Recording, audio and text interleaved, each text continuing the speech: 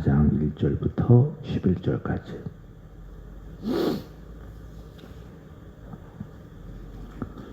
사무엘상 4장 1절부터 11절입니다. 사무엘의 말이 온 이스라엘에 전파되니라. 이스라엘은 나가서 블레셋 사람들과 싸우려고 에베네셀 곁에 진치고 블레셋 사람들은 아벡에 진쳤더니 블레셋 사람들이 이스라엘에 대하여 전열을 벌이니라. 그들이 싸우다가 이스라엘이 블레셋 사람들 앞에서 패하여 그들에게 전쟁에서 죽임을 당한 군사가 4,000명 가량이라. 백성이 진영으로 돌아오매 이스라엘 장로들이 이르되 여호와께서 어찌하여 우리에게 오늘 블레셋 사람들 앞에 패하게 하셨는고 여호와의 언약궤를 실로에서 우리에게로 가져다가 우리 중에 있게 하여 그것으로 우리를 우리 원수들의 손에서 구원하게 하자 하니 이에 백성이 실로에서 사람을 보내어 그룹 사이에 계신 만군의 여호와의 언약궤를 거기서 가져왔고 엘리의 두 아들 홈리와 비느하스는 하나님의 언약궤와 함께 거기에 있었더라. 여호와의 언약궤가 진영에 들어올 때에 온 이스라엘이 큰 소리로 외치며 땅이 울린지라. 블레셋 사람이 그 외치는 소리를 듣고 이르되 히브리 진영에서 큰 소리로 외치면 어찌 됨이냐 하다가 여호와의 궤가 진영에 들어온 줄로 깨달은지라. 블레셋 사람이 두려워하여 이르되 신이 진영에 이르렀도다 하고 또 이르되 우리에게 화로다. 전날에는 이런 일이 없었도다.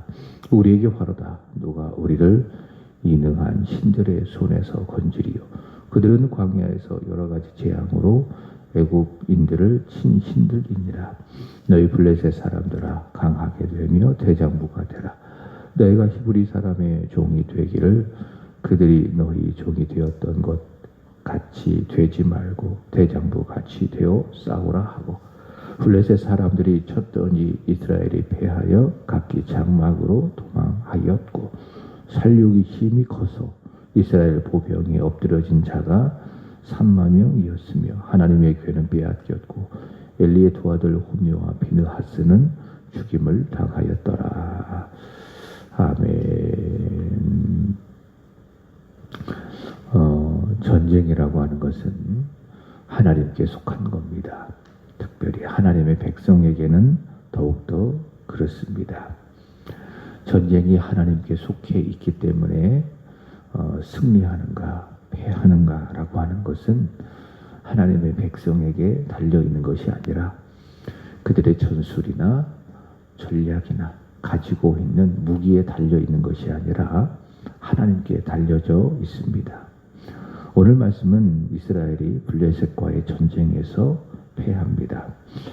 더 정확하게 이야기한다면 전쟁은 하나님께 속하였기 때문에 하나님께서 이스라엘로 패하게 하신 것입니다.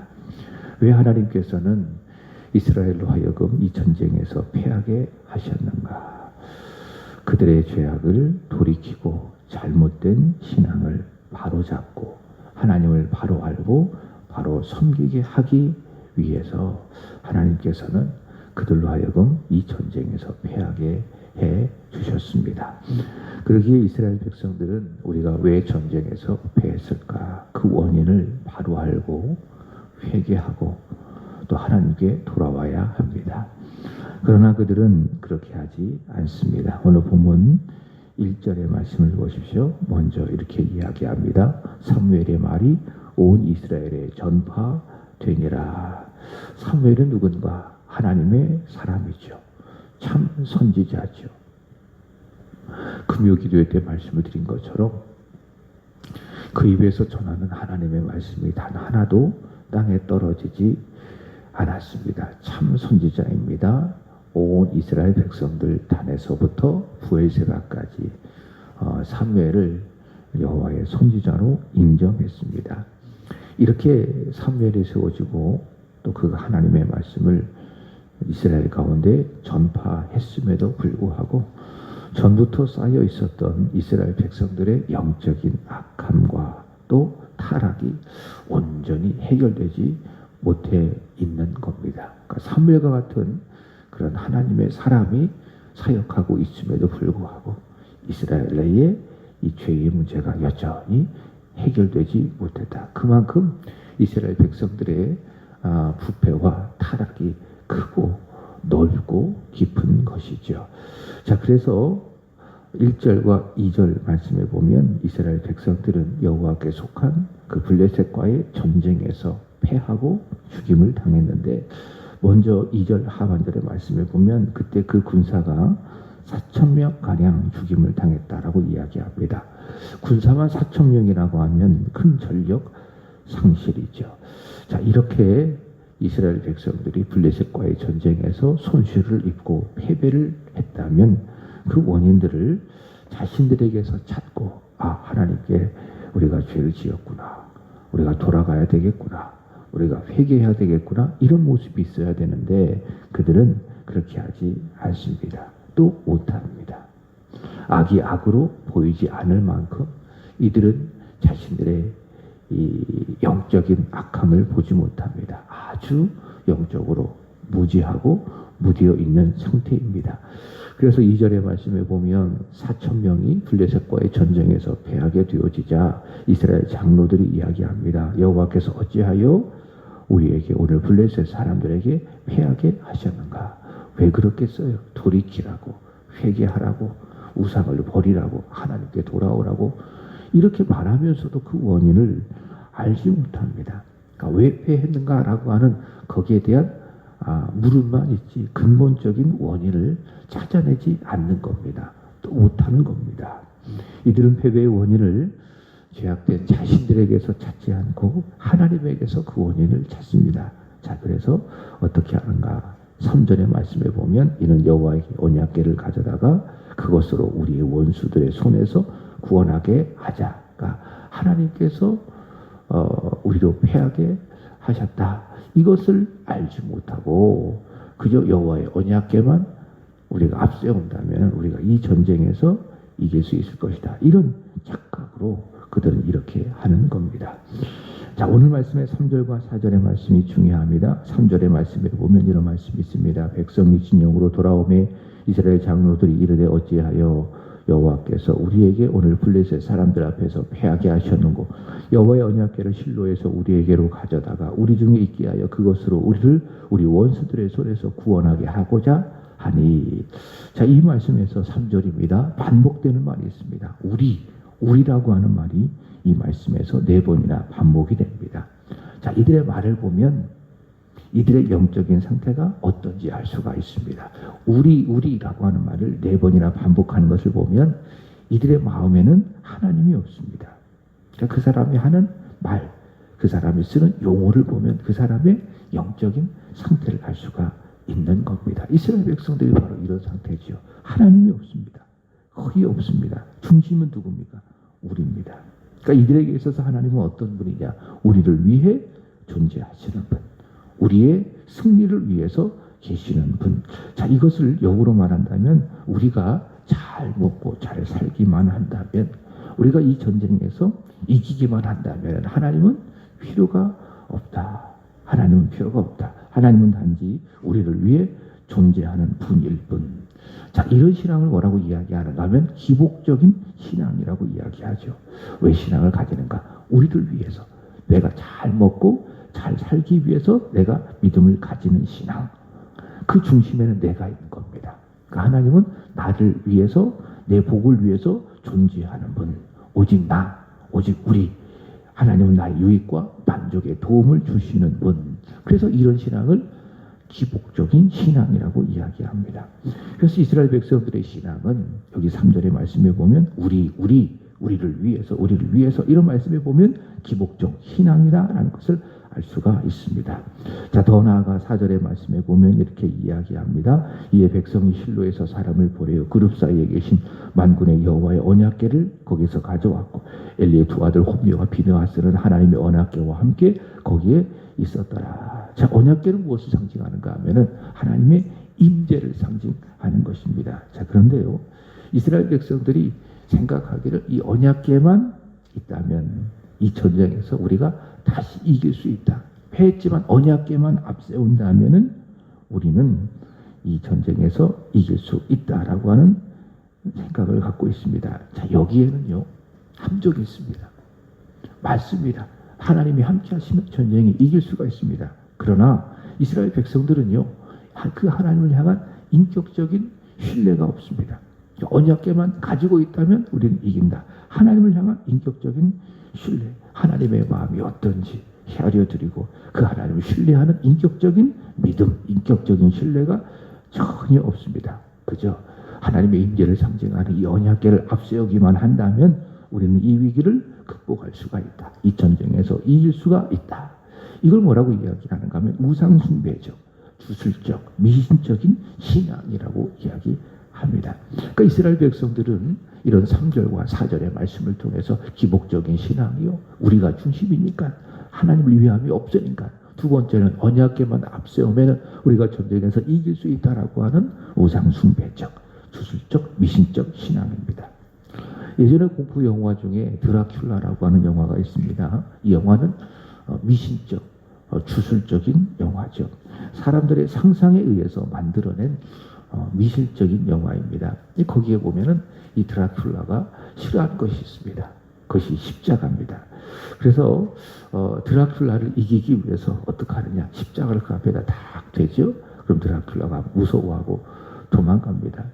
자, 이렇게 할 때 이것을 미신적, 주술적이라고 이야기합니다. 거기에 그렇게 할 때에 거기에는 십자가에 대한 어떤 복음적인 묵상, 복음적인 성찬, 십자가가 의미하는 것이 무엇인지 전혀 이해가 없는 겁니다. 그저 십자가만 있으면은 저 드라큘라가 내게서 떠나간다, 이길 수 있다. 그래서 이 십자가의 본래 의미가 상실된 채 십자가가 이용이 되고 있는 겁니다. 어떻게? 주술적으로, 미신적으로, 우상 숭배적으로. 지금 이스라엘 백성들은 바로 이런 신앙의 상태죠. 말씀을 드린 것처럼 우리를 위해서 여호와께서 일하셔야 한다. 그러니까 내가 복을 받아야 된다. 여호와의 이름을 통해서 기복적인 신앙, 그리고 여호와의 궤만 앞세우면 우리가 이 전쟁에서 이길 수가 있다. 주술적, 미신적, 우상 숭배적 신앙. 이것은 누구의 모습인가? 바로 이스라엘 백성들의 모습입니다. 택함을 받았다라고 하는 분명한 계시의 말씀이 있는 이스라엘 백성들의 모습이죠. 자, 그렇다면 그들의 이런 모습이 우리의 모습과 상관이 없다고 말할 수가 있는가? 그렇지 않습니다. 믿음은 나를 벗어나는 겁니다. 나를 벗어나는 겁니다. 나를 위해서 내가 믿음을 갖는 것이 아닙니다. 물론 궁극적으로 하나님은 너의 믿음을 위해서, 너의 영혼을 위해서 하라라고 이야기하지만 궁극적으로는 하나님의 영광을 위해서 그렇게 하라라고 하는 것입니다. 종교개혁자들이 중요하게 외쳤던 정신 중에 하나가 무엇이냐? 라틴어로 솔리데오 글로리아, 오직 하나님의 영광을 위하여서. 그래서 우리는 무엇을 하든지 하나님의 영광을 위해서 하면 나를 위해서 믿는, 내가 복을 받기 위해서 믿는 이 기복적인 신앙에서 벗어날 수가 있습니다. 왜 예수를 믿습니까? 복 받기 위해서요.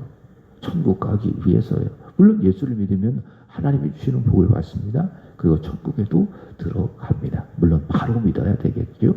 그러나 그게 본질은 아니라는 거예요. 복 받기 위해서, 천국에 들어가기 위해서. 본질은 아니다. 본질은 무엇이냐? 하나님의 영광을 위해서. 우리가 하나님의 영광을 위해서 예수를 잘 믿고 예수를 바로 믿는다면 거기에 하나님께서 상으로 복도 주시고 또 천국에도 들어가게 하시고.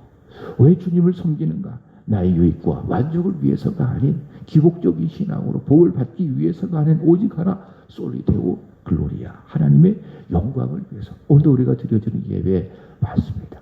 하나님의 영광을 위해서 드려져야 됩니다. 예배의 본질은요, 내가 예배를 통해서 은혜 받기 위해서 뭔가 얻어내기 위해서 드리는 것이 아닙니다. 하나님의 영광을 위해서, 오직 하나님만이 내 예배를 통해서 높임을 받기 위해서 내가 예배를 드려야 됩니다. 그럼 하나님께서 나를 만나주시고 내가 예배를 통해서 하나님의 은혜를 받게 되는 겁니다. 이 순서를 바로 해야 되는 겁니다. 자, 우리가 믿는 이유, 오직 하나님의 영광을 위해서. 바울이 이야기하죠. 고린도전서 10장 31절, 너희는 먹든지 마시든지 무엇을 하든지 다 하나님의 영광을 위해서 하라. 그 다음에 두 번째로는 주술적, 미신적, 우상 숭배의 신앙에서 벗어나기 위해서 우리는 하나님과의 인격적인 관계를 바로 세워야 합니다. 하나님은 누구십니까? 인격적인 분이시죠. 이 세상을 향한, 그리고 사람을 향한, 그러니까 나를 향한 많은 생각을 갖고 계신 분입니다. 나를 향한 많은 생각을 갖고 계신다. 나를 향한 많은 생각이 있으시고 계획이 있으시고 뜻하신 바가 있으시고, 그래서 그 하나님 앞에 그 하나님의 마음과 생각을 헤아려 드리며, 나를 향한 하나님의 뜻이 무엇일까?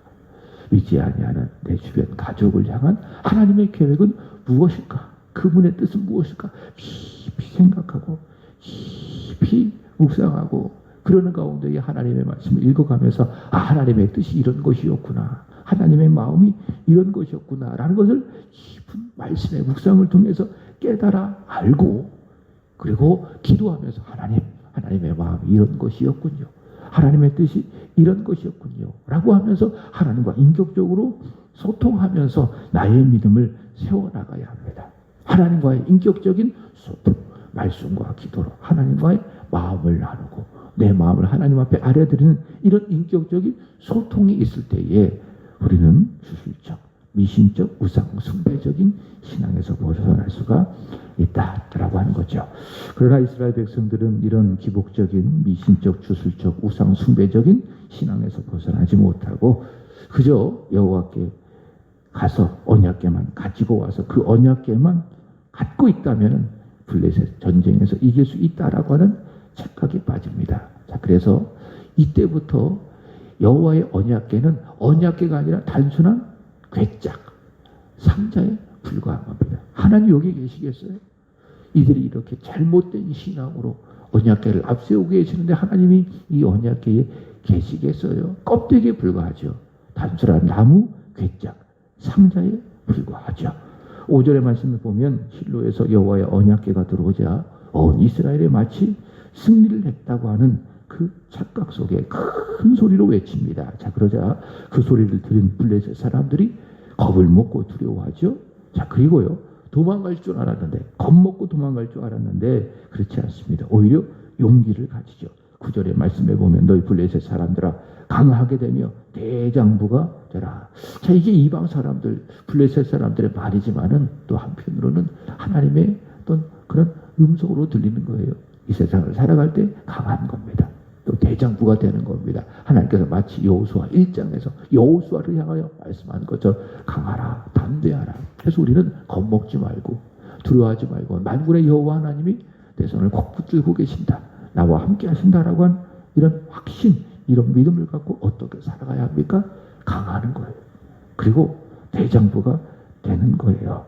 자, 블레셋 사람들은 두려워할 줄 알았는데, 겁을 먹고 도망갈 줄 알았는데 그렇게 하지 아니하고 서로 용기를 북돋는 겁니다. 강하게 되라, 대장부가 되라. 그래서 이들은 이스라엘 앞에 적극적으로 달려가서 그들을 살육했는데요. 10절 이하의 말씀에 보면 그때 엎드려진 보병이 3만 명이었더라 라고 이야기합니다. 그리고 11절의 말씀에 보면 이스라엘 백성들이 이렇게 3만 명이 엄청나게 패하는 이 결과중에 하나님께서 정하셨던, 하나님께서 뜻하셨던 엘리의 악하고 못된 두 아들 누굽니까?